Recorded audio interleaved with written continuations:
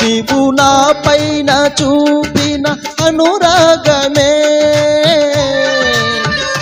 యుగ యుగాల అనుబంధమైనందున నా హృదయం హర్షించుచు సంతోషగానము చేయుచున్నది. సర్వలోకాలనే ఏలుచున్న రాజా నీవు నా సొంతమైనావులే, నన్ను నీ సొత్తుగా మార్చుకున్నావులే. నీవు నా పైన చూపిన అనురాగమే యుగ యుగాల అనుబంధమైనందున